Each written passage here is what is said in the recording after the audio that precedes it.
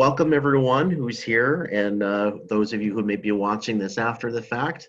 My name's Tony Astor, and I'm the 2020-2021 president for ASPA Buffalo Niagara Chapter. Glad you can join us tonight, or of course, again, if you're watching this after the fact.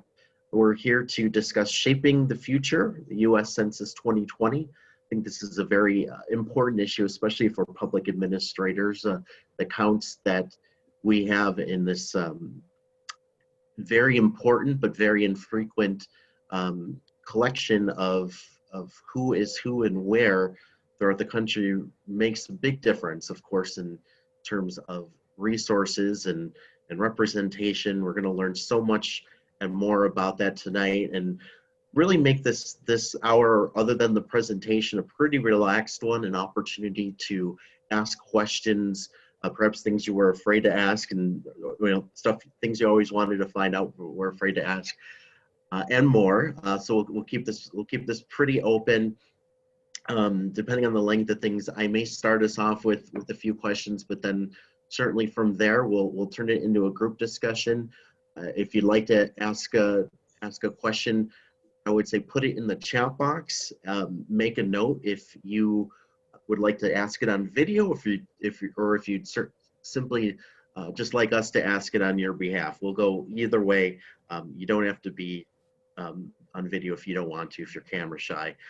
But again, thank you for being here. This is the first of hopefully many events that we'll have throughout this coming year. That will be, we hope to be timely, informative, inspiring ways for us to be better advocates for a number of issues that are germane to the public administration industry. What I can say in addition is, if you're not yet an ASPA member, highly recommend that you join. The costs are incredibly reasonable to do so. You get a number of great resources at your fingertips, from regular updates and access to on-demand webinars, and get to say that you're part of a growing chapter here locally through Buffalo Niagara. So highly recommended. We have our membership coordinator, Brian Polner, on board. All of our contact information is available at our website at aspabuffaloniagara.org. If you haven't been there already, please check it out. Please sign up for our mailing list if you haven't already. And again, please consider membership. And besides that, again, if you haven't already seen our presence on social media, we are on Facebook, Twitter, and LinkedIn. So please be sure to join there. Otherwise, again, thank you to everyone who's on, and especially many of our board members and officers are here. But let's get right to it. The guest of honor tonight, we actually have a last minute change, but we are assured that we are in great hands. With us is Matthew Vincent. He is a partnership specialist, works alongside Amy Brombos, who also works with the U.S. Census, and particularly helping on a regional matter in both Western and Central New York. Amy's based out of Buffalo. Matthew is based in Syracuse, but again does know the local area as well as throughout the state. So we're very excited to have a representative from the U.S. Census, and particularly someone who knows our state, our neck of the woods, for this discussion. So we'll kick it off with him with a presentation. And again, as you have questions, please post those in the chat box and let us know if you'd like to ask it on video, or if we should ask it for you. And again, I've got a few to start us off as well if we need. But let's turn it over to Matthew to introduce himself, give him a little background, and then learn more about the census. And thank you again for joining us tonight, Matthew. We greatly appreciate it. It's wonderful to be here tonight. I'm really excited to be sharing this information with you and how you can shape the future with the 2020 census. I love upstate New York and the state of New York and our whole country. I did live in Buffalo for quite many years, so definitely know the region well, love it. It's a beautiful place. We're here to talk about the census and how everyone's been counted, where we are in the process. We're quite far along, and that's really an important thing. So a little bit about the Census Bureau. We're the largest statistical agency in the United States. We're the leading source of quality data about the nation's people, places, and economy. We do more than 130 census surveys. We're in the field all the time. These programs are in field all the time. So we're not just doing the decennial programs, but that is our really important thing. That's the constitutional mandate, and that's why we're spending all this time and effort to make sure that everyone gets counted once, only once, and in the right place. We do want people to know that we do continue to do the surveys. If you get someone who comes for the survey and you get someone who comes for the census, it's still legitimate. We want everyone to know about fraud. We can report fraud at our 800 hotline, and you can also visit our website where we have information about how to verify people who are working for the census and information about common scams. One of our most common scams, people who will use the census to ask for illegitimate information like your social security number or tax information or other information that can be used to commit a crime against you. In the Bureau, we do not ask that kind of information. Again, this is a complex operation, getting everyone counted only once in the right place. We live in a very large country, very diverse country. We're going to be counting over 330 million people in 140 million housing units. This is a crucial operation. It's mandated by the Constitution. It's literally in the first paragraph of the Constitution, Article 1, Section 2. We've been doing this every 10 years since the year 1790. There's a lot of history there, but we've come to have a very advanced census, and now we're using technology for the first time in the 2020 census to allow people to respond by the internet. This is crucial for representation and funding. Representation is political power, and funding is everyone's just share of how things will be apportioned. We want everyone to know that the census is easy, safe, and important. If you can spread one message to people, let them know that the census is safe, easy to do, and that it's crucially important for that community.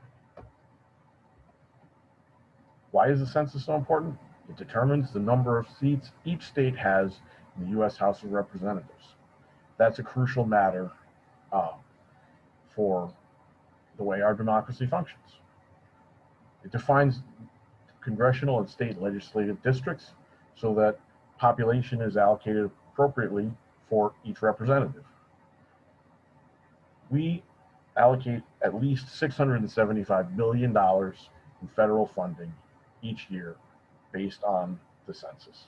These are things that, as administrators, you already know about, but they're important that the public understand them too, that this money gets allocated based on the counts, which we generate from the census. In addition to that, the data from the census provides insights to businesses and community planners, people who want to start a business, local governments who are trying to decide where to build a school, what the needs will be for the next 10 years. The census is critical for that. Our population benchmarks are used in nearly every other United States survey. It's important.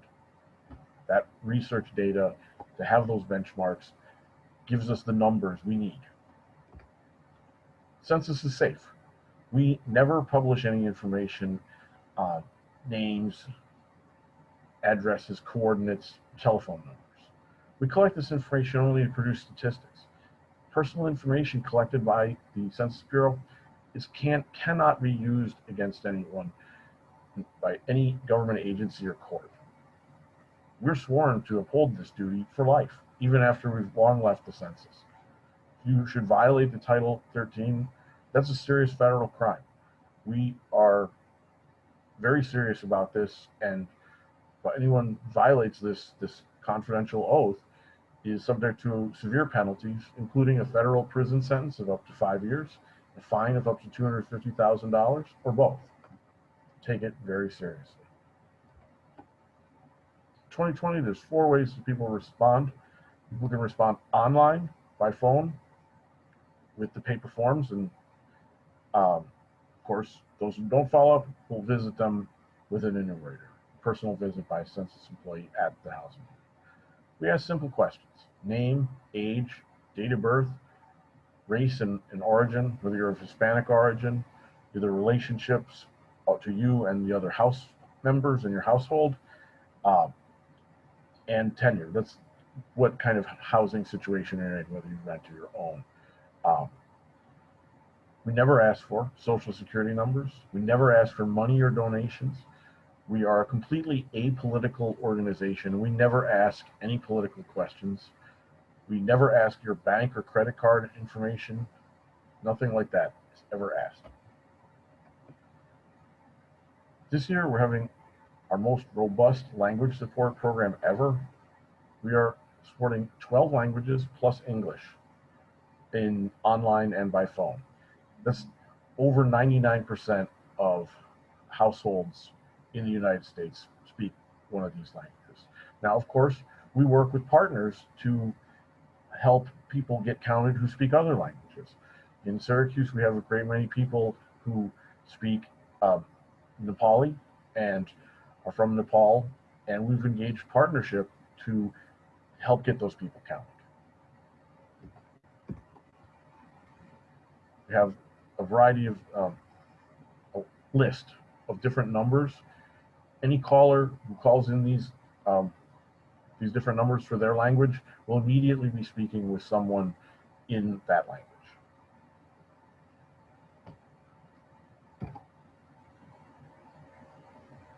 On top of the live support on telephone line and online, we have language guides that help people to understand the questions. We still need help with partnership there because sometimes people who respond may have low levels of literacy. So we do work with partnership to make sure that people have the opportunity to be counted. We all know that we faced dramatic challenges as a nation and within the Census Bureau due to COVID-19. We've made adjustments to the original timeline. Now we'll be finishing September 30th. That's a point where we still have some ambiguity about. We're working to get everyone counted. That's the crucial point. We have used a tool to help identify areas of hard to count populations and the reasons why that may be based on information from the American Community Surveys. This is an example from Onondaga County, identifying a tract. You can see there's some high levels of poverty. There's also difficulty in houses with no computing device, household with no internet. All these things are factors that make it hard for people to self-respond. So we concentrated our efforts in partnership there to make sure that people get counted.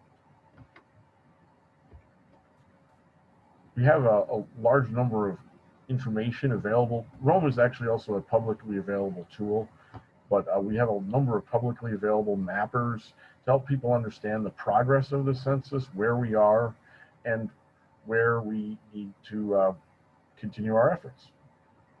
We want to help partners who work with us to understand this data because it's useful for them to understanding their own community, but it's also useful in guiding efforts for where we should have events, where our partners can help us with hosting events.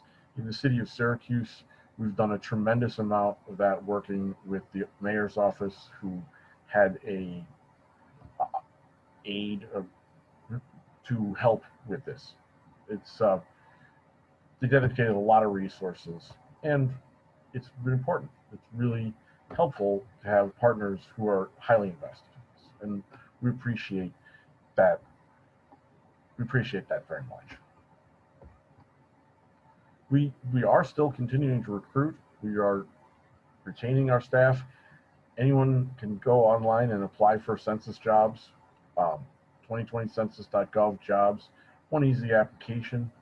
We are offering a very generous rate of pay to make sure that, again, everyone gets counted because it's important.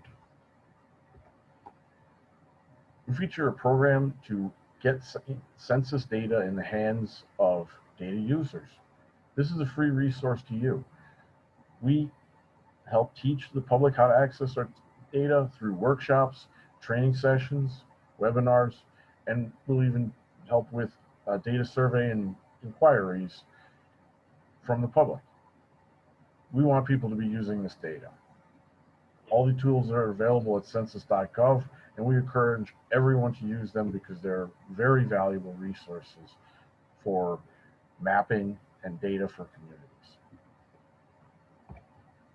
You can connect with us on our social media platforms. We definitely appreciate and value when our content is shared by our partners. It's really useful. It spreads that organic reach of the materials. Yeah, so we definitely appreciate any level of engagement, particularly shares and original content. We're here for you in the partnership program. We love any inquiries or contacts. As now we're moving into the phase where we're doing questionnaire assistance, these mobile questionnaire events. We welcome anyone with ideas or events there. We would be welcome and be present. That's an enormous help to us. So I'm at the point where we can, move into some questions about this, or if anybody have any questions on a particular slide, I'd be happy to review it. There's definitely a lot to it, but we're at that phase where we're looking for those events, and that's Great. Well, thank you so much for that overview, Matt. And we actually do have a question that has come in from one of our participants, Andrew. So he says here, you briefly worked for the census a month ago and learned, among many things, that in non-census years, the Census Bureau is a much smaller operation employing predominantly statisticians. Who else can be employed at the Census Bureau in non-census years other than number crunchers? those people in the field who gather data for surveys. We have a large number of administrators, but yes, we are a much more compact organization in non-census years. But right now we've hired over 500,000 people, so it's a big operation in the census. Wonderful. There is another question as well that has just come in, wondering how the census deals with those who have disability, particularly those with issues of sight impairments, hearing impairments.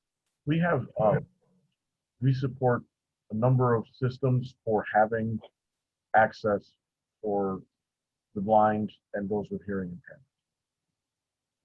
We use we offer guides in Braille. We have a relay service as well. That's one of our lines on the PDD line, dedicated line.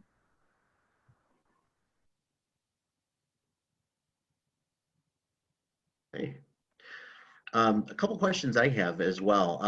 So to my knowledge, this year the deadline is pushed earlier. So you're looking to wrap everything up at the end of this month. I don't know much about it, but at least from what I had heard in the media, that it was originally supposed to be a little bit further out, which at least to me, on a personal note, I thought would really make sense to leave it longer or even extend it, especially in this year of the COVID-19 pandemic. I was wondering if you could speak a little bit to any knowledge in terms of why this changed. Is it creating hardships for yourself and your coworkers trying to get everything done? And is there any possibility that you've heard of at this moment of possibly having the efforts extended beyond September 30th? A great deal of that matter is pending, and there is on the 17th we'll know a lot more. Okay. We've got a question here. Brian, would you like to ask this one on video? Sure thing. I was just wondering if the census uses samples at all to determine population, or does everyone need to be counted directly? And I think that sort of dovetails into Tony's question is, you're going to have, potentially less time to be counting people.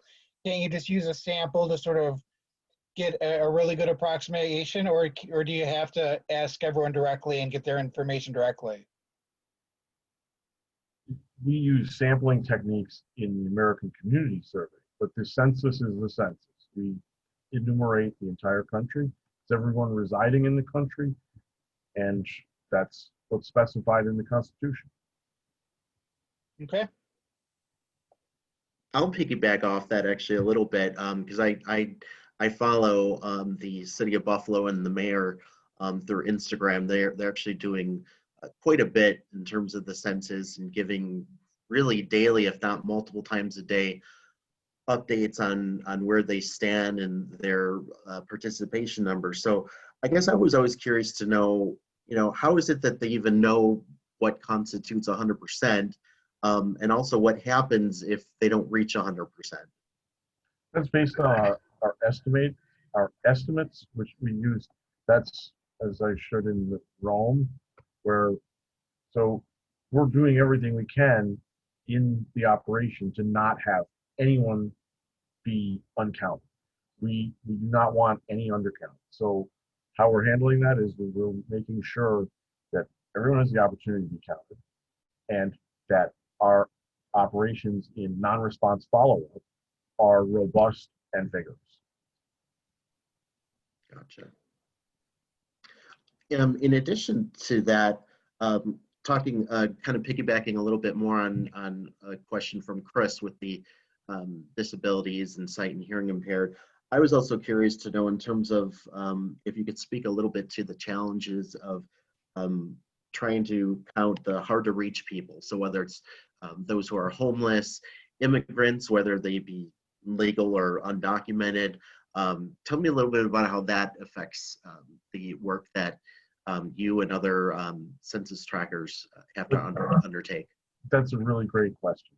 We have a robust program to identify places where people are living in a temporary situation, sheltered situation, as well as service-based places where people, so we do the service-based enumeration where we work to get people counted at those locations. And then I think moving forward then in terms of the counts and once things wrap up, is everything basically just verified, I mean, through some type of national database, or is it just, I mean, that the counts are what they are and then it's sent forward and we have a robust process for deduplication to make sure that we don't have any duplicates and to identify anyone we may have missed, and we're following up with that during the non-response follow-up period. One of the things is we want to make sure that everyone's counted where they live, and how we're doing that is we have a number of systems for how we developed our address frame, and there's a lot of technical details to that. We want people to know that we have almost 1 billion addresses in our address frame. So we do run into a lot of issues where we want to make sure that people who might have a 2-family home, but now they're living as a 1-family home, which is a really thing in Western New York is pretty common. You have all the wonderful, beautiful 2-family homes. These kind of things, we want to make sure that getting everyone counted, that we've identified every dwelling. So that's another really big challenge in the census. We did that in the before. That's one of the things we do to get the census ready, and that our geography department does an extremely great job. Sure. Just want to remind everybody that, again, if you have a question, please type it in. Let us know if you'd like to ask it on video, or if you'd like us to ask it. Just to continue on here, one other question I had, which is definitely kind of really ties into sort of how we promoted this event. but for us working in various walks of life in the grander field of public administration, besides perhaps taking on a last minute job or any kind of volunteer efforts that we may be able to do, what else could you and others recommend that we do to help during these final weeks, especially from an advocacy standpoint? Spread that message that the census is safe, easy, and important. Share census social media content. Develop and produce your own census social media or census-based social media content. We have toolkits which we can help you with that through partnership as well. And the other thing is to help us identify potential locations for doing those MQA sites. Great. And I remember you mentioned at the beginning about, your background being really more with geography. Explain again, just for all of us, kind of, how long have you been with the census? Some of the things that you do sort of on a day-to-day level, and I guess what you enjoy most about your role and kind of what the census means to you. Well, I love the opportunity to be able to participate in and serve the country by doing the census and working as a partnership specialist. My background is in geography. I have a master's degree in geography from University of Miami, and I did extensive work in Syracuse on identifying where there was lead contamination in the city and cross-referencing that to census data.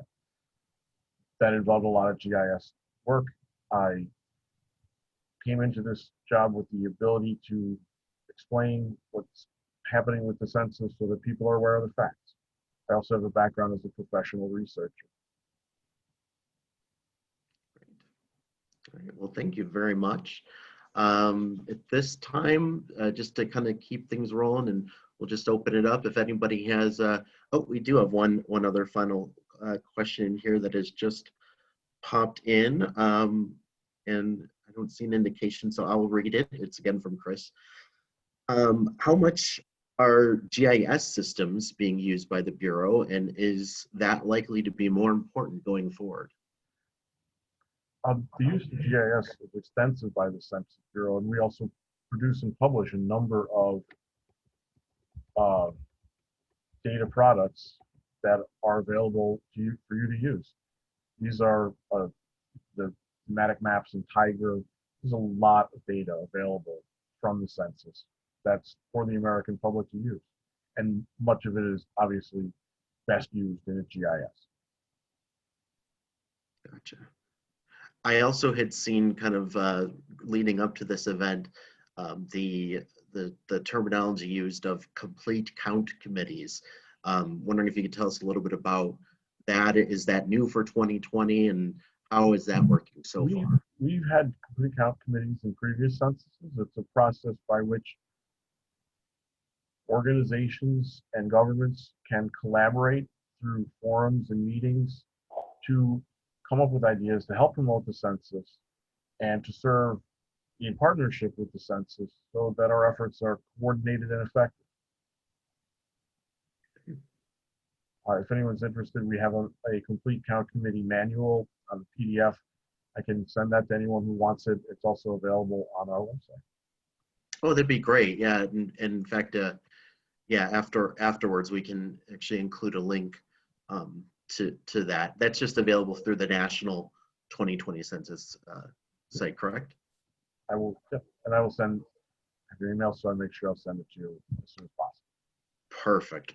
Thank you. Yeah, we'll definitely get that out afterwards for continued learning and follow up. So let's see. With that, are there any other questions from the audience? I guess at this point, feel free to either to speak up. Oh, we have another one here from Marissa, our fantastic secretary here. She asks here, do you find that the COVID-19 pandemic has had a huge impact on, well, she said she could ask, so I'm sorry, I missed that, Marissa. It's okay. It's okay. Hi. It's okay. Hi. There were a few times I had a little trouble understanding you just from your audio, but so I'm not sure if you had answered this, but do you find that the COVID-19 pandemic has had a huge impact on census response rates versus in the past or other years that we haven't been in a pandemic? We have done well with self-response in the 2020 census. We've done very well with self-response, actually. Some areas beat the estimates by a lot. Census, the impact of COVID-19 was pretty substantial, of course. It disrupted our operational timeline. It meant that we were out of the field for several months. But even when we're out of the field, we're continuing to work aggressively in partnership to get the census promoted. That's we weren't taking a break. We were continuing to work really hard on the community engagement aspect. Okay. Thank you. Great. All right. Any other final questions that anyone would like to ask while we have Matthew here?